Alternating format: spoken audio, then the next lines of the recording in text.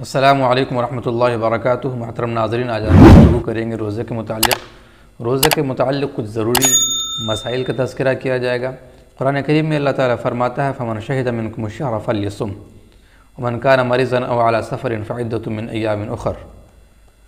کہ تم میں سے جو کوئی اس مہینے کو یعنی رمضان کے مہینے کو پائے وہ روزہ رکھے،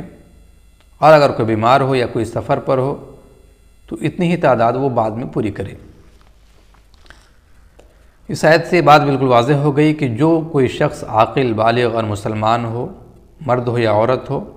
اور اس نے رمضان المبارک کے مہینے کو پایا تو اس پر روزہ فرض ہے۔ اور اگر کوئی مریض ہے یا اسی طرح سے سفر پر ہے تو ان کے لیے یہ جائز ہے، یعنی رخصت ان کو دی گئی ہے کہ وہ روزہ کو نہ رکھیں بلکہ بعد میں اس کی قضا کر لیں۔ تو اب اگر کوئی شخص سفر کی حالت میں ہو، سفر پر ہو، تو اس کے لیے رخصت دی گئی ہے۔ سفر پر جانے کا کیا مطلب ہے؟ یعنی سفر شرعی، یعنی کم از کم 77 کلومیٹر تک جانے کا کسی کا ارادہ ہو، اور اتنے دور کے سفر پر اگر کوئی شخص نکلا ہو تو اس کے لیے جائز ہے کہ وہ روزہ کو ترک کر دے، اس وقت چھوڑ دے، بعد میں اس کی قضا کر لے۔ کہ اسی طرح سے کوئی شخص بیمار ہو جائے، یعنی بیماری ایسی ہے جس میں روزہ رکھنے کی طاقت نہ ہو، یا روزہ رکھنے سے بیماری کے بڑھ جانے کا خطرہ ہو، اندیشہ ہو، تو اس وقت بھی روزہ نہ رکھنا اس کے لیے جائز ہے، بلکہ بعد میں جب وہ تندرست ہو جائے گا تو پھر بعد میں وہ روزہ رکھے گا۔ اسی طرح اگر کوئی عورت پریگنینٹ ہے، کوئی عورت حاملہ ہے، تو اس کے لیے بھی جائز ہے کہ وہ روزہ کو نہ رکھے۔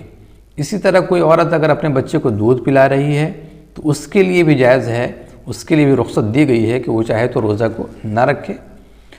اسی طرح کوئی شخص اگر جو ہے بوڑھا ہو گیا ہے یا بوڑھی ہو گئی ہے، یعنی اس کے اندر روزہ رکھنے کی طاقت و صلاحیت نہیں ہے، تو اس کو بھی رخصت دیا گیا ہے کہ وہ روزہ کو نہ رکھے۔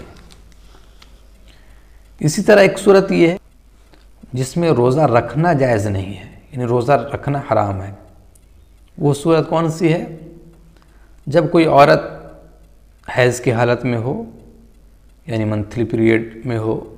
اسی طرح نفاس کی حالت میں ہو، یعنی جب ڈیلیوری ہونے کے بعد جو بلڈ آتا ہے، تو اس حالت میں اگر کوئی عورت ہو تو اس وقت بھی ان کے لیے روزہ رکھنا جائز نہیں ہے، وہ روزہ نہیں رکھ سکتی۔ تو یہ دو صورتیں ہیں جن میں روزہ رکھنا جائز نہیں، ایک حیض کی حالت میں اور ایک نفاس، یعنی بچہ ہونے کے بعد، ڈیلیوری ہونے کے بعد جو ایام ہیں جن میں بلیڈنگ ہوتی ہے اس کو نفاس بولتے ہیں، تو ایسی صورت میں ان کے لیے روزہ رکھنا بھی جائز نہیں ہے۔ اسی طرح سے سال بھر میں انسان کبھی بھی روزہ رکھ سکتا ہے، نوافل فرض روزہ تو رمضان میں رکھنا ہے، اس کی قضا انسان کبھی بھی رکھ سکتا ہے۔ اسی طرح سے نفل روزہ کبھی بھی رکھ سکتا ہے، لیکن سال بھر میں 5 دن ایسے ہیں جس میں روزہ رکھنا حرام ہے۔ 5 دن کون کون سے ہیں؟ ایک عید کا دن، دوسرا عید الاضحیٰ یعنی بقرعید کا دن، اور بقرعید کے دن کے بعد 3 دن، یعنی بقرعید 10 تاریخ کو ہوتی ہے، یعنی 10 ذی الحجہ کو، تو ایک عید کا دن، ایک 10 ذی الحجہ کے دن، اور پھر 10 ذی الحجہ کے 3 دن بعد، یعنی 11، 12، 13۔ تو یہ 5 دن ہوئے سال میں، ان 5 دنوں میں روزہ رکھنا حرام ہے۔ اب اس کے بعد ایک مسئلہ آتا ہے فدیہ کا۔ فدیہ کیا ہوتا ہے؟ فدیہ کا مطلب یہ ہے کہ کوئی شخص ایسا ہے جس کو اتنا بڑھاپا ہو گیا کہ روزہ رکھنے کی اس کے اندر کوئی طاقت نہیں ہے، کوئی بوڑھی ہو گئی ہے کہ روزہ نہیں رکھ سکتی ہے، یہ اتنی بیمار ہو گئی ہے کہ اب اس کے اچھے ہونے کی کوئی امید ہی باقی نہیں ہے، اور نہ اس کے اندر روزہ رکھنے کی صلاحیت ہے، نہ اس کے اندر روزہ رکھنے کی طاقت ہے۔ تو اب وہ روزہ نہ رکھے، بلکہ ہر روزے کے بدلے میں ایک مسکین کو صدقہ فطر کے برابر غلہ دے دے، یا پھر صبح شام پیٹ بھر کر کے کسی ایک مسکین کو، کسی فقیر کو کھانا کھلا دے، تو اس کو فدیہ کہا جاتا ہے۔ یعنی روزہ کے بدلے میں صدقہ دینا یہ فدیہ ہے۔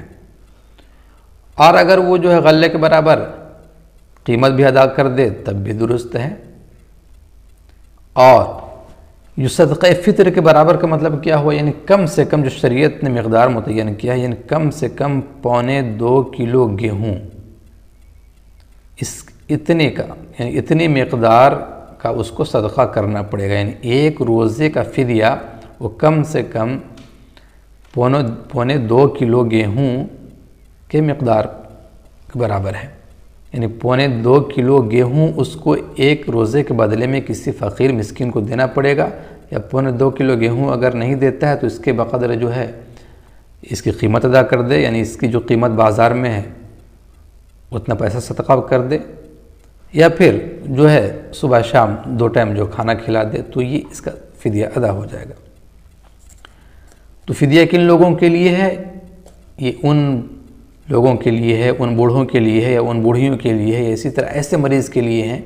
کہ جن کے درست ہونے کا کوئی چانس نہیں ہے، یعنی وہ روزہ پھر دوبارہ رکھنے کی ان کے اندر صلاحیت نہیں ہے، ان کے لیے ہے۔ اب کوئی شخص ایسا ہے کہ جو ابھی تو بیمار ہے لیکن بعد میں جا کر اس کی بیماری درست ہو سکتی ہے،